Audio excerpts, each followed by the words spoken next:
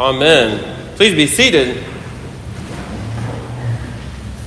Now, I don't know if you know this, but I ran a half marathon yesterday.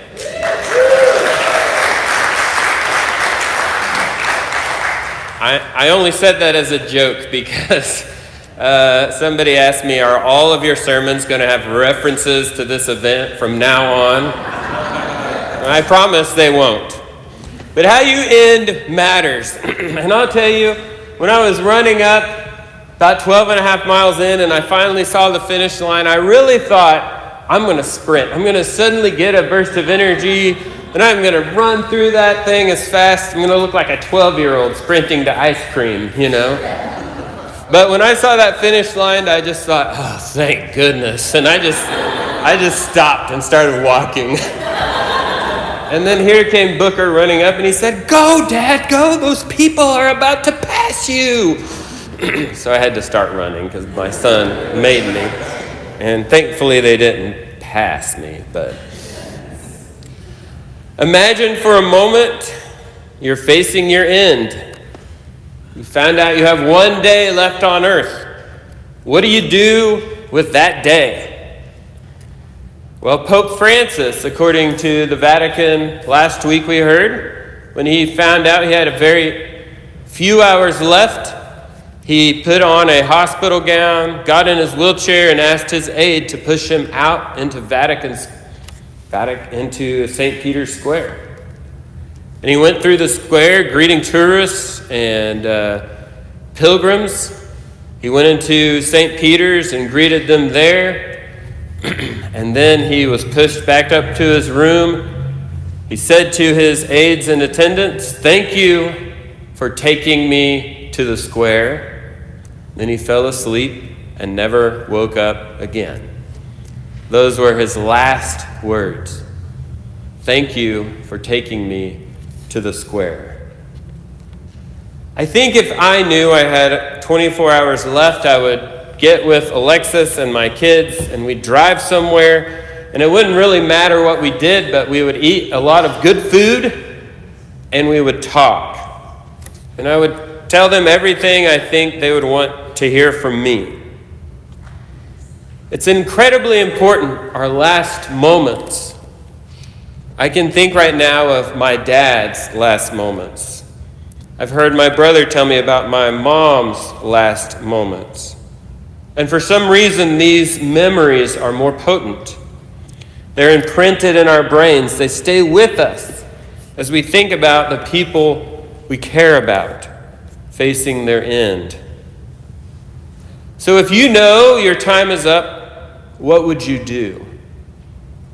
What's most important to you? Well, in our gospel reading, thousands of years ago, Jesus knew he had less than one day left on earth. These readings are from the Maundy Thursday gospel readings. The next day is Good Friday. And so what did Jesus do with his last moments on earth? Well, he washed dirty, calloused, smelly feet. It was uncomfortable and embarrassing for Jesus and the disciples, I'm sure, but primarily for the disciples. It's not the sort of thing a king does. It's not the sort of thing a Messiah does. It's not glamorous, but it's incredibly important. And this, of course, wasn't a new thing. Servants washed feet. It was necessary. They wore sandals. The streets were made of dirt. There were animals everywhere. It was important to wash feet before you went into a house. This wasn't a new liturgical activity. Jesus was just wanting to teach his disciples the importance of humility, of removing all the barriers that separate us one from another, of showing unrestricted love. He wanted them to do something that would teach them how to be a part of intimate, radical, unbounded love.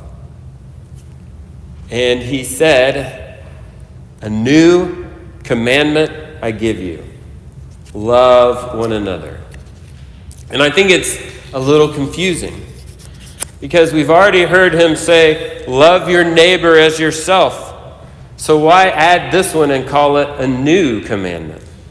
And I think it's because the level of humility that it demonstrates with the Messiah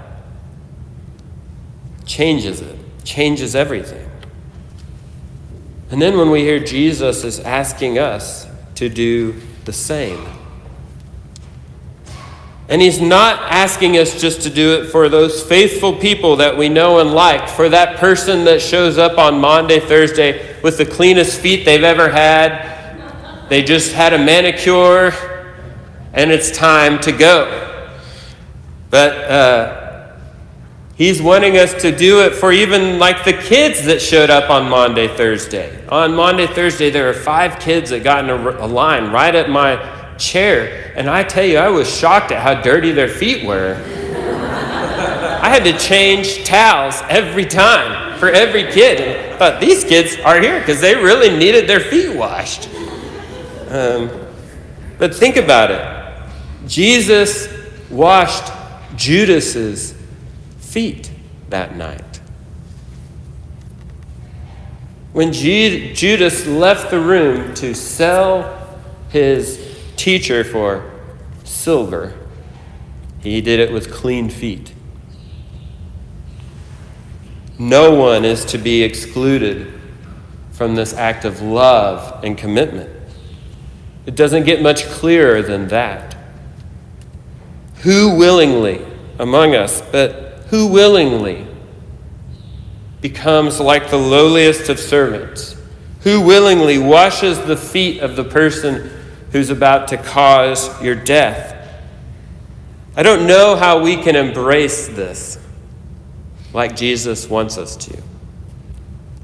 It might be more comfortable to sit in the pew on Good Friday and relive Jesus' beatings and death than it would be to hold a towel on Maundy, Thursday and stand before a basin of water. But Jesus was not concerned with our comfort. He didn't spend his last moments stroking our egos, telling us, don't worry, you've done your best.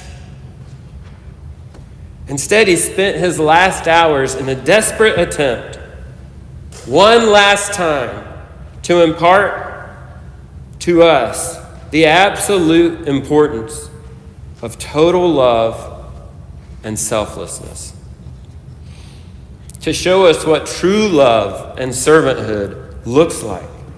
To remind us to be willing to take on the lowliest of tasks in order to break down the barriers between us. And to see each person as a beloved child of God. And as far as we know, Jesus only did this the one time. But every day, every single day he was with them, he demonstrated that same love and humility. Every day, everywhere, with everyone. And we are called to do that. Every day, everywhere, with everyone. And we don't know when our last hours will be, so why don't we spend all our hours that way?